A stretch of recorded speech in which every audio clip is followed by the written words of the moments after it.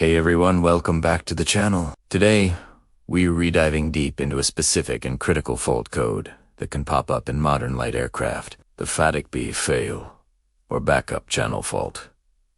If you've ever seen this warning, you know it gets your attention fast. So, let's break down what it means, what's happening behind the scenes, and how to approach troubleshooting it. First off, what is FADIC? It stands for Full Authority Digital Engine Control. Think of it as the brain of your engine. It's a sophisticated computer system that manages everything from fuel, flow, and ignition timing to propeller pitch, all to give you optimal performance, efficiency, and safety. Most modern FADEC systems are dual channel, meaning they have completely independent computers, Channel A and Channel B, constantly cross-checking each other. Channel A is typically the primary controller, while Channel B acts as the hot backup, ready to take over instantly if Channel A has a problem. So, when you see a FADIC-B fail warning, it's telling you that this crucial backup channel has a fault. The engine is still running on Channel A, the primary system, which is why you might not feel a dramatic change in performance immediately. However,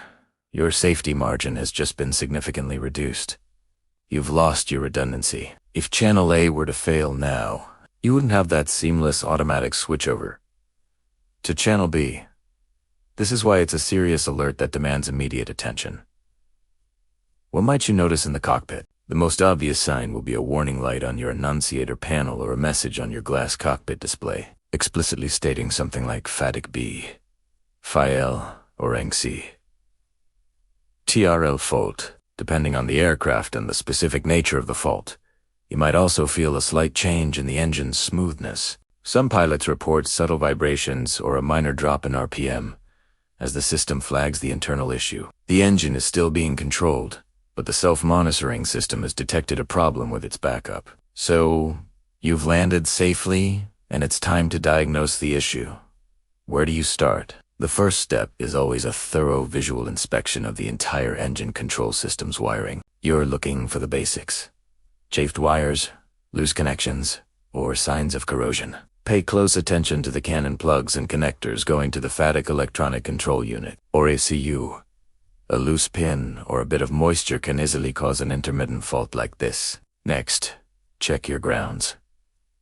A bad ground connection is one of the most common culprits for mysterious electronic gremlins in aviation. The FADEC system relies on solid, clean ground paths to function correctly. A loose or corroded ground strap can introduce electrical noise that the sensitive ECU interprets as a fault. Make sure every ground point is clean, tight, and secure. Another factor to consider is temperature. The ECU is a computer, and like any computer, it can be sensitive to overheating. Is the ECU located in an area with poor ventilation? Is the cooling shroud or fan, if equipped, working properly? Overheating can cause temporary faults in electronic components that disappear once the unit cools down. If the fault only appears after the engine has been running for a while and is hot, temperature is a strong suspect. After checking the wiring, grounds, and temperature, the next step is often to try and clear the fault code according to the aircraft's maintenance manual procedures. Sometimes, a transient glitch can cause a fault that will clear and not return. However, if the FADIC-B fail message comes right back or appears again on the next run-up, it strongly suggests a hard fault within the FADIC unit itself. At this point, the problem is likely internal to the Channel B side of the ECU.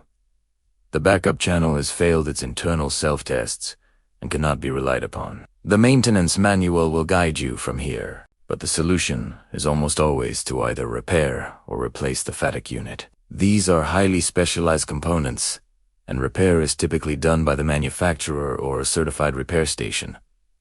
You can't just open it up and start soldering. In summary, a FADIC-B fail isn't something to ignore. It means your primary engine control is working, but your safety net is gone. When you see this, land as soon as practicable. During diagnosis, start with the simple things. Inspect wiring, check all grounds, and consider overheating. If those check out, the fault is likely internal to the FADIC unit, which will require professional repair or replacement. Flying with a single-channel FADIC is flying without a critical layer of redundancy. Thanks for watching, everyone. I hope this explanation helps you understand the FADIC-B fail alert a little better. If you found this useful, give us a thumbs up and hit that subscribe button for more deep dives into aircraft systems. Fly safe, and we'll see you in the next video.